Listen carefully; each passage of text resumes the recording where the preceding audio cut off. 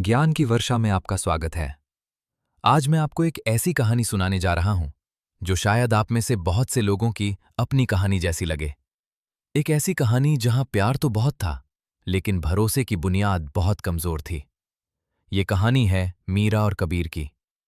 कबीर ने मीरा को पहली बार शहर की पुरानी लाइब्रेरी में देखा था। वो रोज वहां सिर्फ उसे देखने आता था। महीनों तक यही सिलसिला चलता रहा।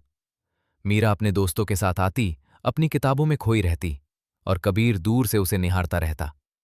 एक दिन कबीर ने हिम्मत करके मीरा से अपने दिल की बात कह दी, लेकिन मीरा ने उसे साफ मना कर दिया। मीरा, मैं तुम्हें बहुत पसंद करता हूँ। क्या हम दोस्त बन सकते हैं?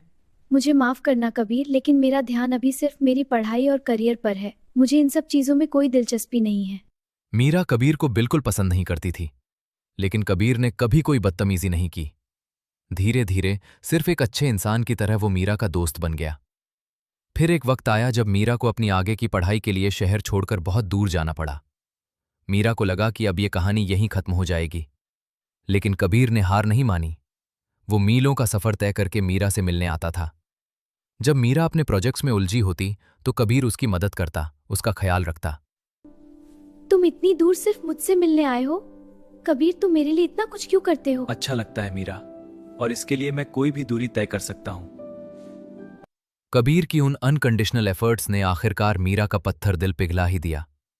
जो लड़की कभी उसे देखना तक नहीं चाहती थी, आज उसे कबीर की आदत हो गई थी।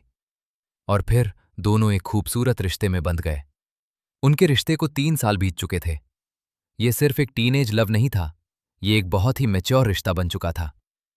मीरा ने कबीर के लिए अपनी पूरी दुनिया बदल दी थी। वो उसके लिए 100% लॉयल थी। बात दोनों के परिवारों तक पहुंच गई थी। दोनों के घरों में खुशियों का माहौल था। उन्होंने सगाई करने का फैसला कर लिया था। मीरा अपने और कबीर के आने वाले कल के सपने बुन रही थी। सब कुछ इतना परफेक्ट था कि लगता था किसी की नजर लग जाएगी, और आखिरकार नजर लग ही गई। सगाई से ठीक पहले कुछ ऐसा हुआ जिसने मीरा की पूरी दुनिया उजाड़ दी। कबीर के पास कहीं से मीरा के खिलाफ कुछ ऐसा पहुंचा, शायद कोई झूठी कहानी, कोई मॉर्फ की गई तस्वीर, या कोई ऐसा सबूत जिसे देखकर कबीर ने मीरा पर हमेशा के लिए दरवाजे बंद कर लिए। मीरा रोती रही, गिड़गिड़ाती रही। उसने कबीर से सिर्फ एक मौका मांगा, अपना सच बताने का। कबीर, मेरी बात तो सुनो। जो तुमने देखा है वो सच नहीं है। ये पाए मीरा, जो मुझे देखना था मैंने देख लिया है। आज के बाद मुझे कभी कॉल मत करना। कबीर ने मीरा को हर जगह से ब्लॉक कर दिया। उसने ये जानने की कोशिश भी नहीं की कि आज के इस डिजिटल जमाने में, जहां एआई और टेक्नोलॉजी के जरिए किसी की भी तस्वीर या वीडियो को झूठा बनाया जा सकता है, वहां सच क्या है। उसने 3 साल की वफादारी को किसी और के भेजे गए एक झूठे सबूत के सामने हार जाने दिया। दोस्तों, आज मीरा अकेली है।